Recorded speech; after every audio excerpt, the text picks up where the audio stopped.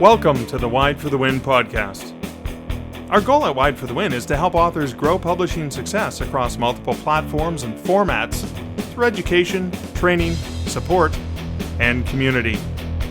If you're interested in reaching readers around the world, diversifying your income as an author, and exploring the freedom of living a truly indie author life, you've come to the right place.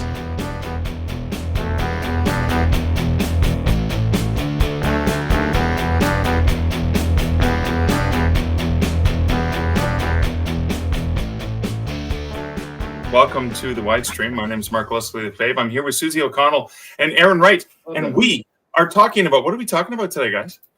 Creative ideas for selling books during the holidays. Woo! Hey! Because Awesome. It is officially December, and we're actually kind of coming up on the deadline for, like ordering print copies and all that good stuff. But There's always digital. Always digital. There's always digital. So yeah, this is, and we also sent out a form last week asking for people to send their submissions in. But of course, we have some other ideas that have been floated around in the last little while. Does anyone want to start with the first idea before we share the one that came in from LL Hunter? Okay. I would be happy to. Sure. So my idea is, not surprisingly, to do with large print, since that tends to be something that I focus on more, I think, than other authors do.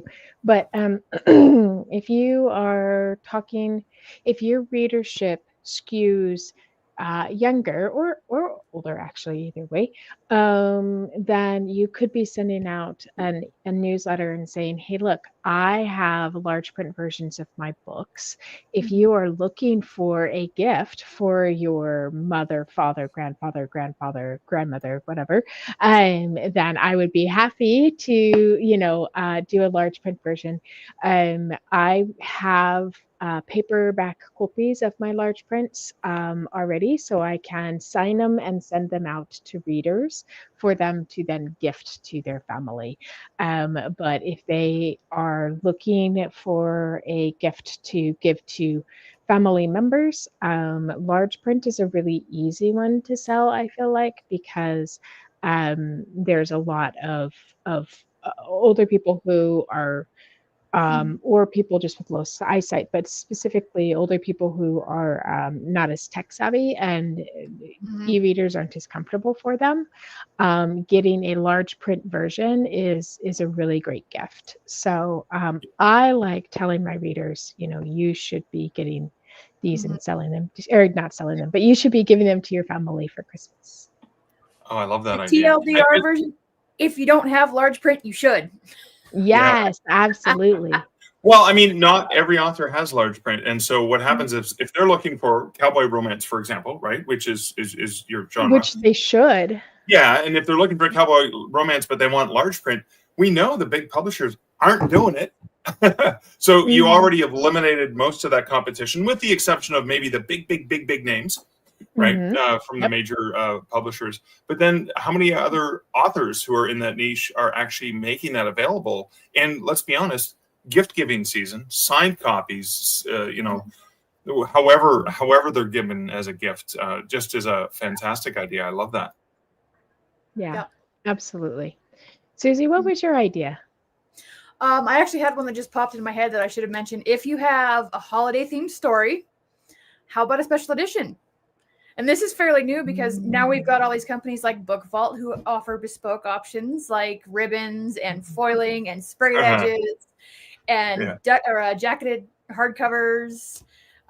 What about taking, obviously it's probably not going to happen for this year, but how about next year? If you have a Christmas romance, like I have one, Mistletoe Kisses, right? I was just talking about it behind the stage.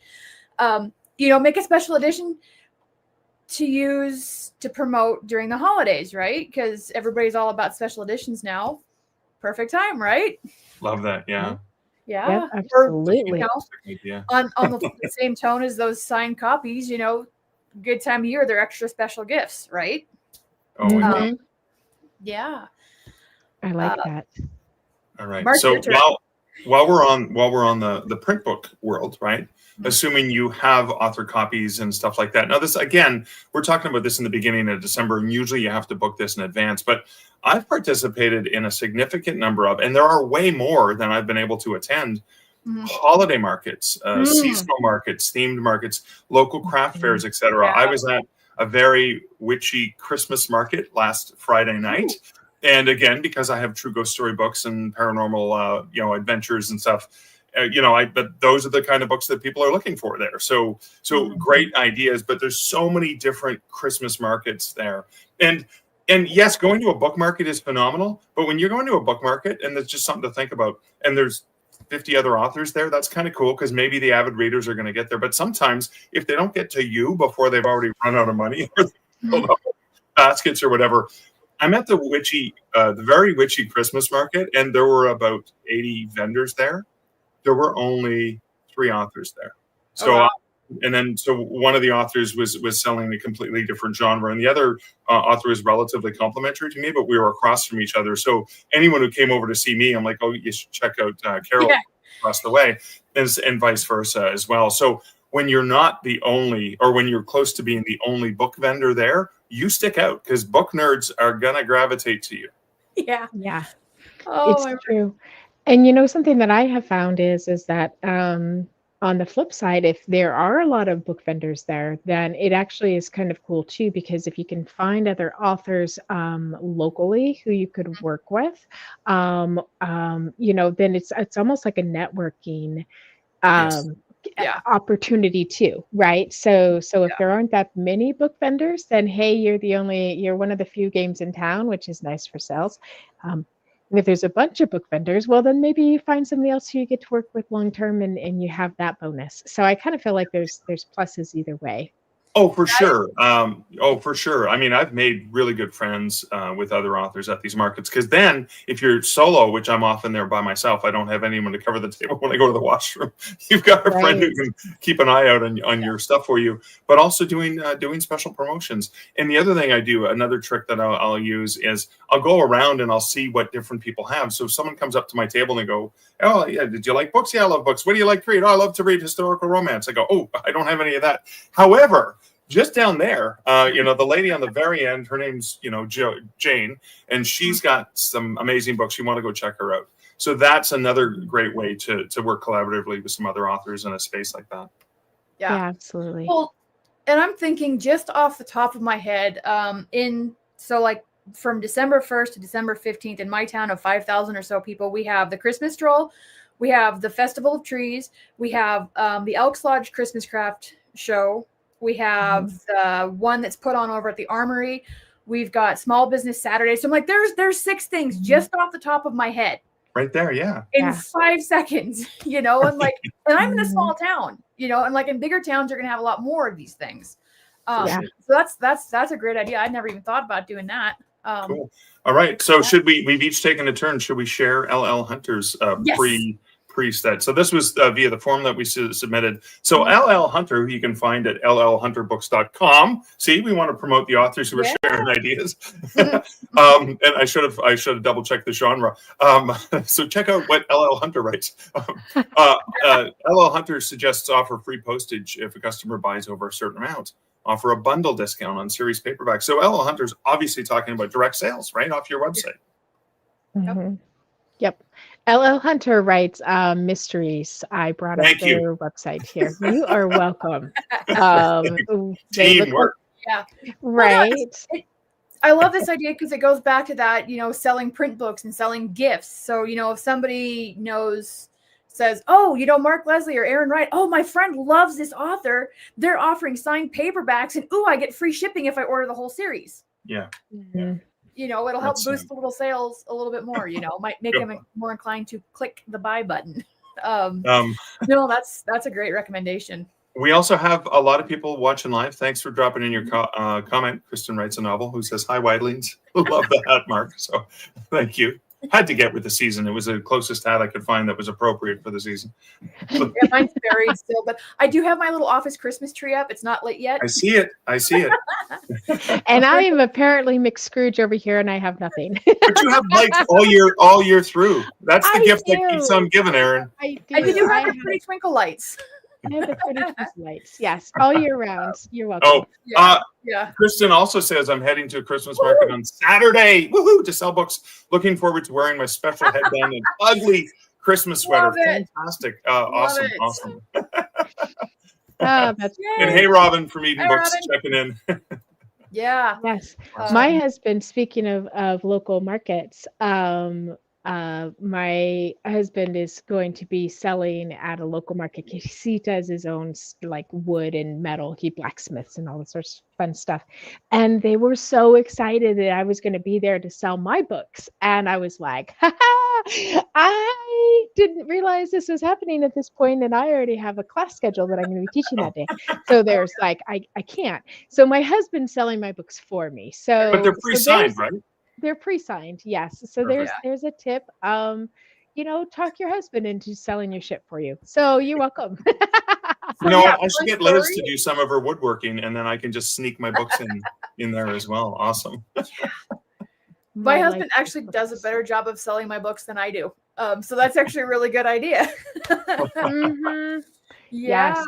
Yeah, my husband's always like, "Oh, have you met my USA Today bestselling author? And she's so amazing." And I'm just like, Yep, exactly. "Oh, will you talk? Hi. Hi. Okay, I'm leaving now." Yeah, I So, know. I still don't know. Another thing I want to suggest, only because I just entered my books in, I got the email from Draft to Digital about the Smashwords end of year sale. Okay, again, we were talking physical books and stuff like that, and stuff maybe stock we already have. It's getting sort of late in the season to be ordering that stuff in, but some of the digital stuff you can do. So here's the thing.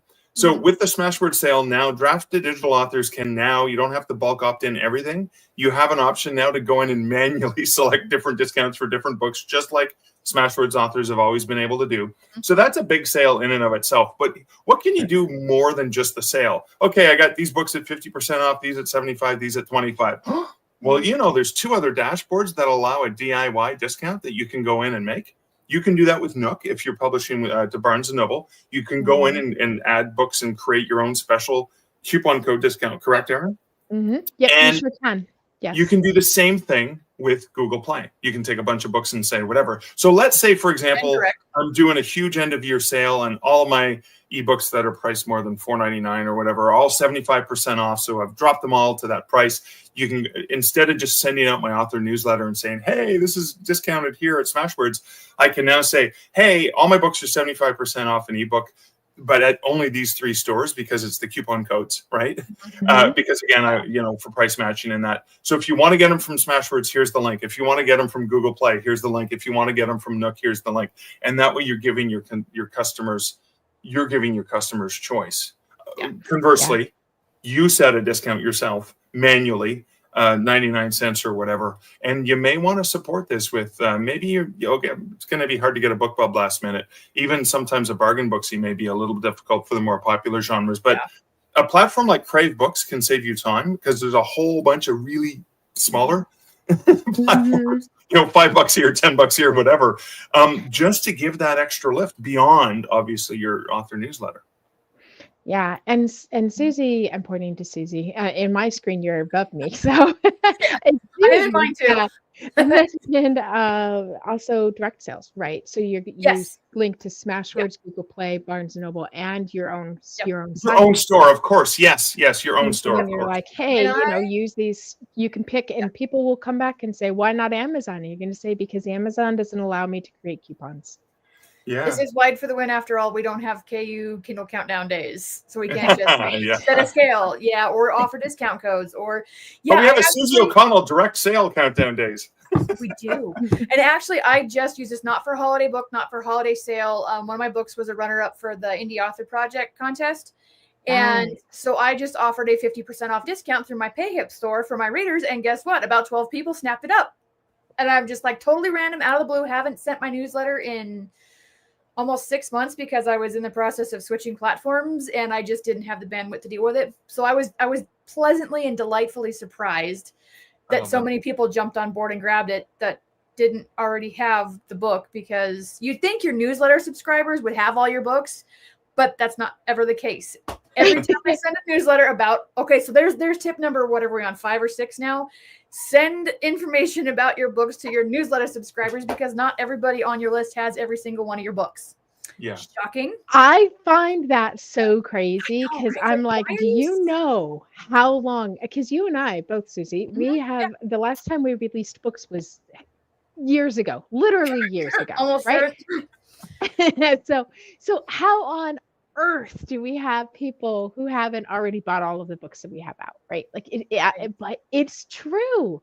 Every Mhm. time people are like, Yep. oh, and they buy this book, and I'm like, you're on my list. How do Yep. you not have these books? But Love so it that. just goes to Yeah. show. Another one, 99-cent sale on my holiday book. Sent out the newsletter because I'm part of the Romance Book Blast this go around for Black Friday.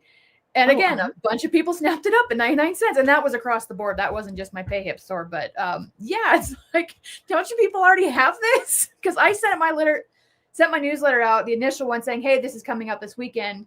And I was starting to get sales from my newsletter before the sale actually started officially. So I'm like, I know the newsletter generated sales. And I'm going, okay, didn't realize they were. I mean, I've run that book on sale pretty much every Christmas.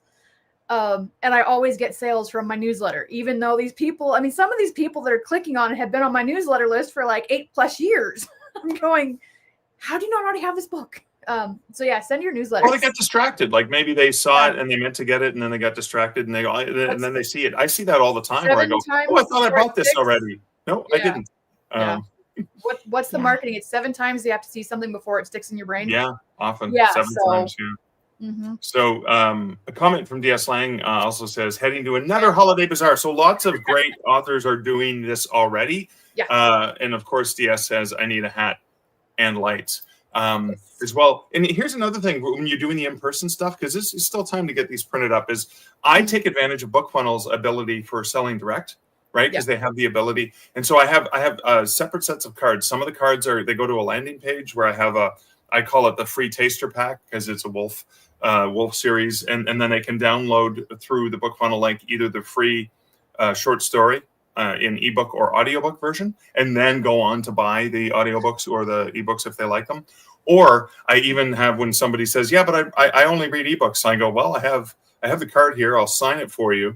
And then what I have is on the back, I'm just going to cover it up, but I have the code from BookFunnel code. So I can sell the ebooks right there, or you could use a QR code that directs them to buy it on their phone directly from your author website as well. So those are two ways of leveraging digital in physical. The other thing is, hey, I'm offering a special now. You buy the print book, and I'll give you the audiobook or the ebook or whatever. Here's the cool thing about that is collecting their email for newsletter, right?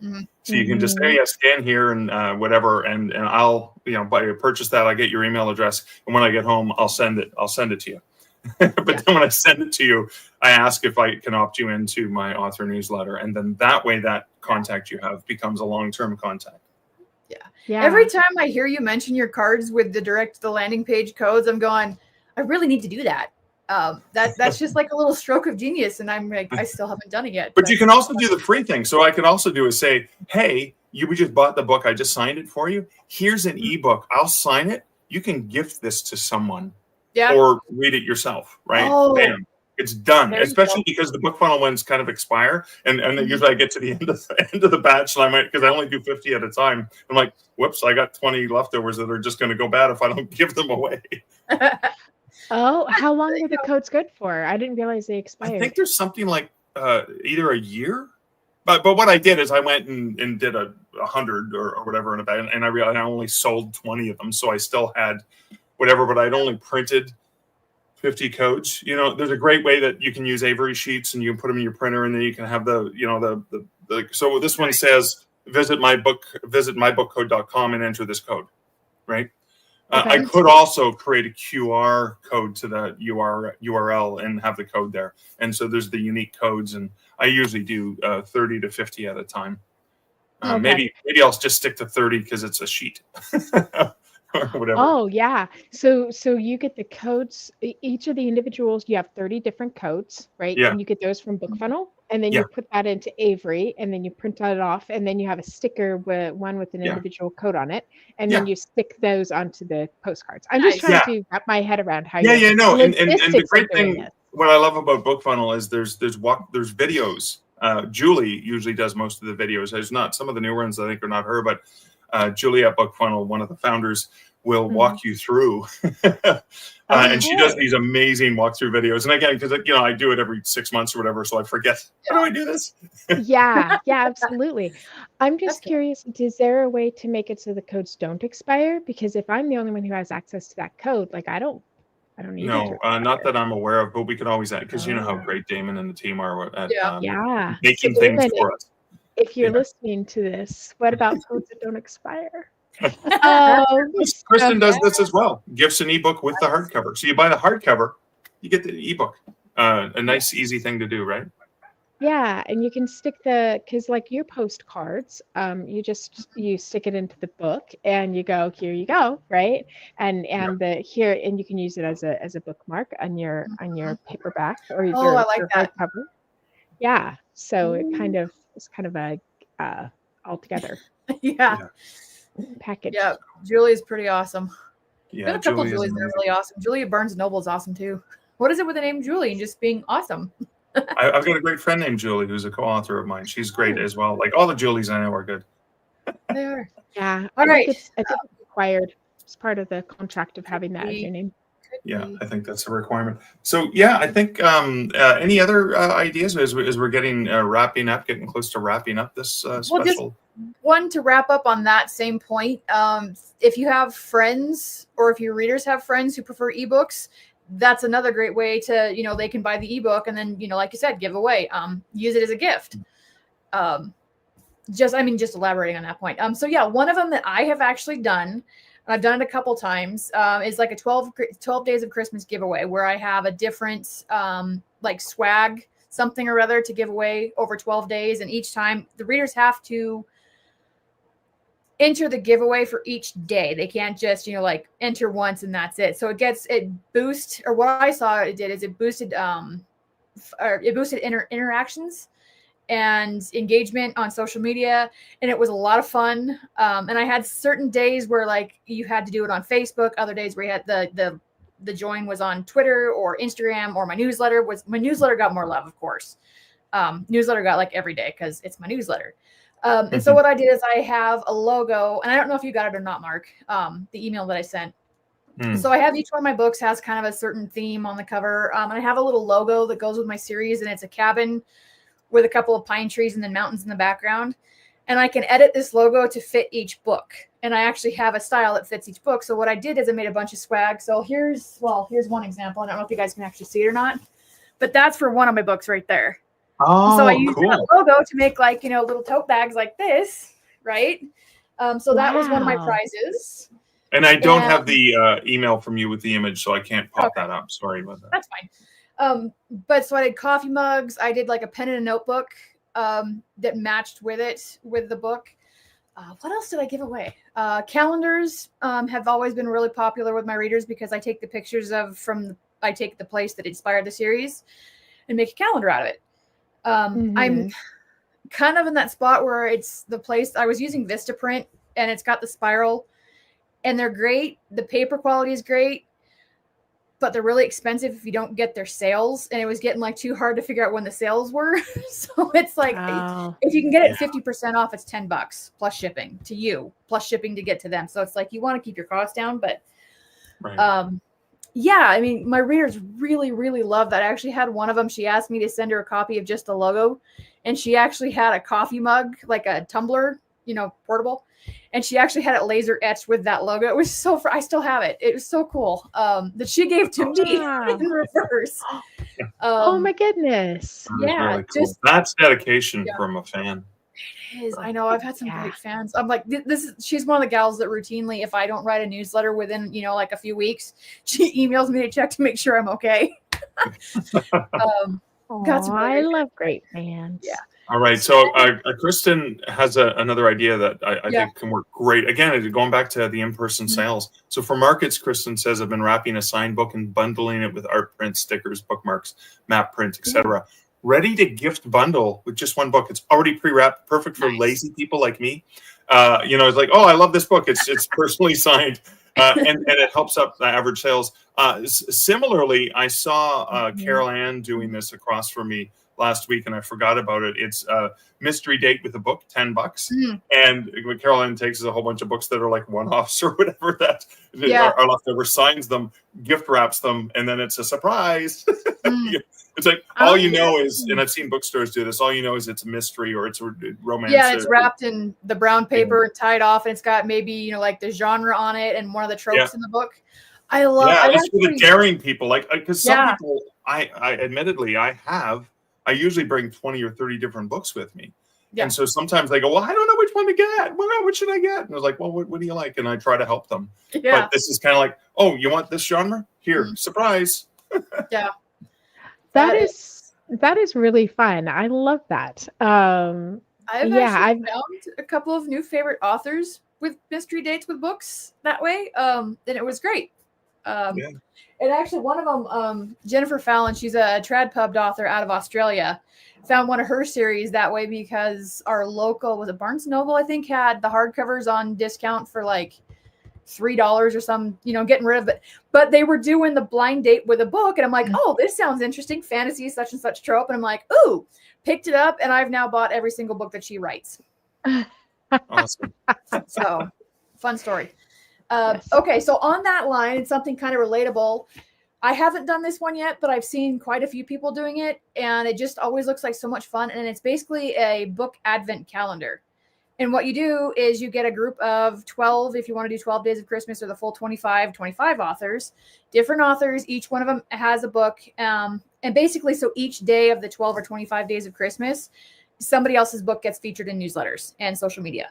It's just kind of like helping share the love, getting together. But a little bit more than just, like the Zoe Bubs and the big romance book blasts and the fantasy book blasts and all those, where everything is all piled in one day. Each day, each author's book gets the sole focus. Right.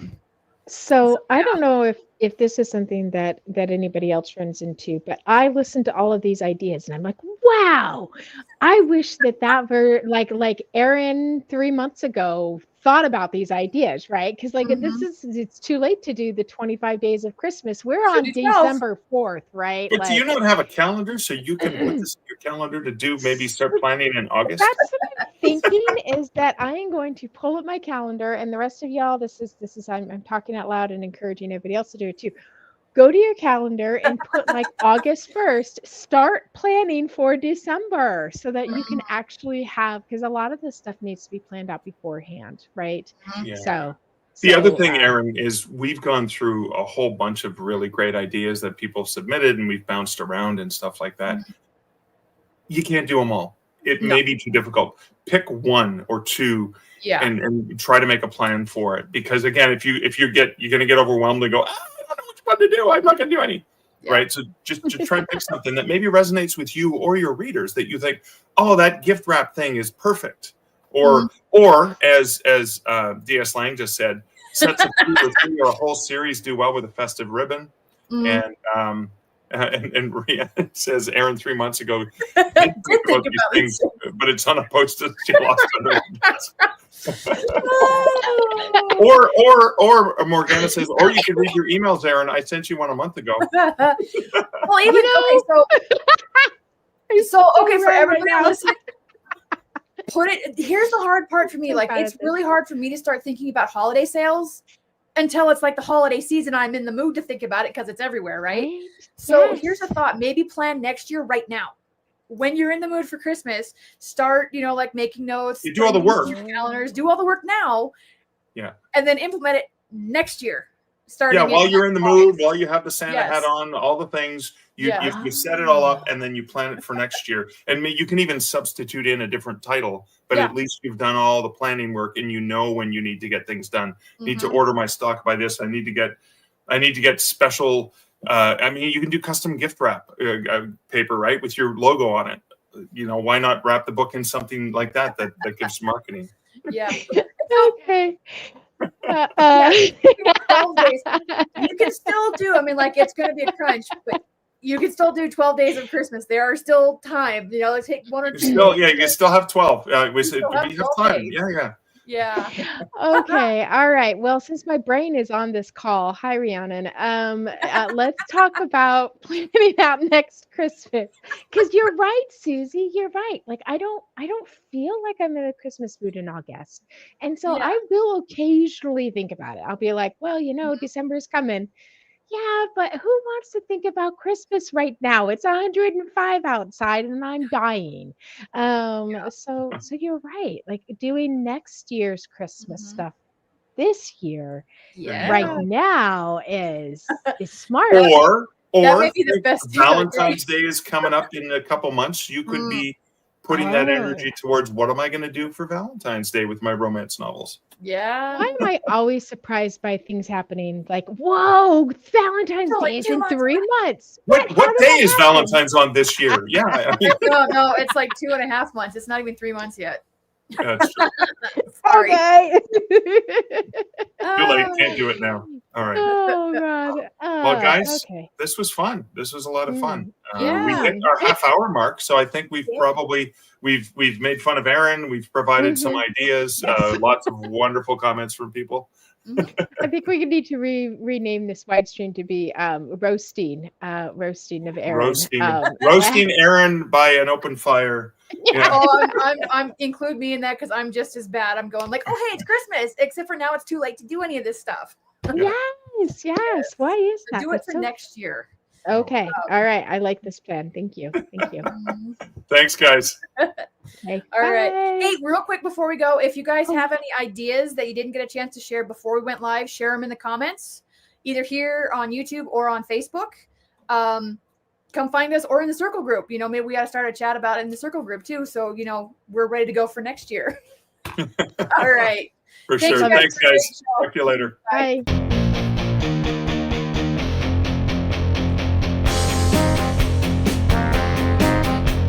You've been listening to the Wide for the Win podcast.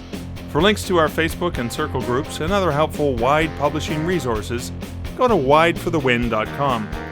The music for this podcast, Sax and Rock and Roll, was written and performed by Kevin MacLeod and was licensed at incomptet.com.